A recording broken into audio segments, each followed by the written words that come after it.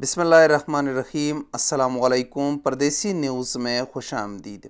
Saudi अरब में किसी भी गैर मुल्की वर्कर का रिहायशी परमट यानी इकामा, उसकी खरूज औदा यानी उसकी छुट्टी और उसका खरूज नहाई यानी फ़ाइनल एग्ज़िट लगाना उसके स्पॉन्सर यानी कफ़ील या कंपनी की ज़िम्मेदारी है।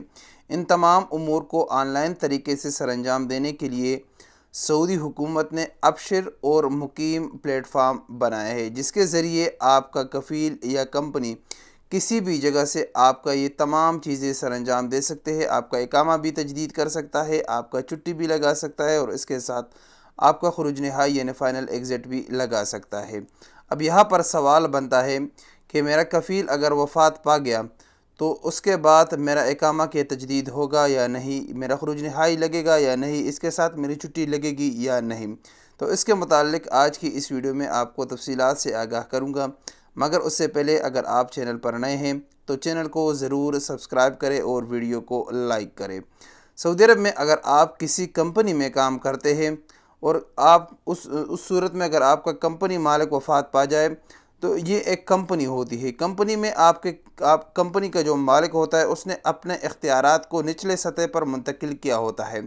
तो कंपनी के मालिक के फ़ौत होने की सूरत में आपको मुश्किलात का सामना नहीं करना पड़ता। आपका जो HR डिपार्टमेंट होता है वो इन तमाम काम को बखूबी सरअंजाम देता है।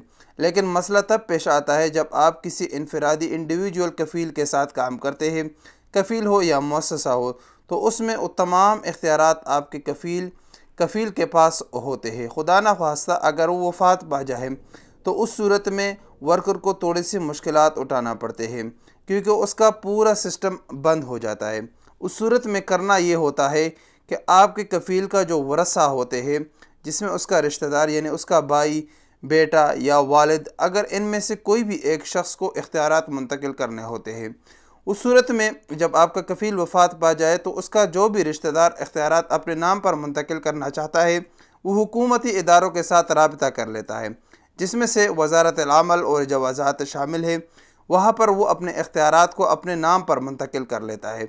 जैसे ही तमाम इख्तियारात उसके नाम पर मुंतकिल हो जाते हैं तो उसके बाद जितने भी उसके वालिद या उसका जो भी जिसके इख्तियारात भी उसने अपने नाम पे किए, उसके अंडर जितने भी वर्कर थे, गैर मुल्की मुलाजिमीन थे, वो भी इसके इख्तियार में चले जाते हैं। तो उस सूरत में ये उनका नया कफ़ील बन जाता है और अब तमाम इख्तियारात इसके पास मौजूद होते हैं।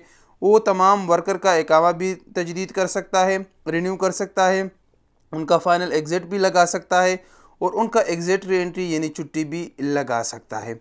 तो ये तरीक़ाकार है। अगर आपका कोई भी इनफरादी कफ़ील खुदा न ख्वास्ता वफ़ात पा जाए तो आपको उसके किसी भी रिश्तेदार के साथ रब्ता करना पड़ेगा, जो इसमें से एक रिश्तेदार उसका ज़रूर उसके तमाम इख्तियारात को अपने नाम पर ट्रांसफ़र करता है। तो सऊदी कवानीन के मुताबिक ये तरीक़ाकार है जिसके ज़रिए अगर आप खुदा न ख्वास्ता आपका कफ़ील वफ़ात पा जाए तो आपको किस तरीके से अपने ये तमाम सर्विसेज फ़राहम कर सकते हैं। अस्सलामु अलैकुम वरहमतुल्लाहि वबरकातुहू।